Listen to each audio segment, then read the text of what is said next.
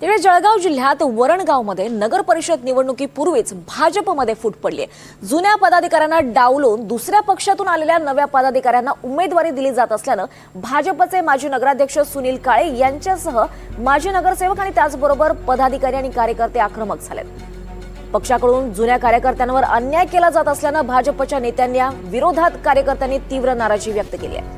त्यामुळे उमेदवारी अर्ज दाखल केलेले माजी नगराध्यक्ष सुनील काळे यांच्यासह माजी नगरसेवकांना पक्षाकडून एबी फॉर्म न मिळाल्यास वरणगावमध्ये भाजप बंडखोरी होण्याची शक्यता आहे।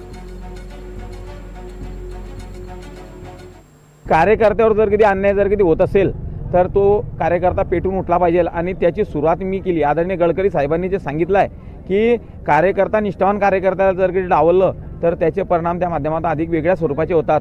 आणि मी आता हा जो आहे मी जिथे जिथे ज्या कार्यकर्त्यावर अन्याय होणार आहे त्याच्या बाजूने नक्की मी त्या माध्यमातून उभा राहणार आहे। कारण की कार्यकर्ता वर्षानुवर्ष राहतो, झेंडे उचलतो, सतरंजा झेंडे लावतो, सतरंजा उचलतो आणि तुम्ही जर कधी आयते येणार आहे आणि दुसऱ्या हिच्यातले जर कधी असाल आणि त्याला जर कधी संधी देसान आणि तो कार्यकर्ता जर कधी जातीनं कमी असला म्हणून समीकरण लावून त्याला डावलसान हा जो प्रकार आहे हा मी चालू देणार नाही आहे। या लढ्यात या तहात माझा जीव सुद्धा जर कधी गेला तरी चालेल।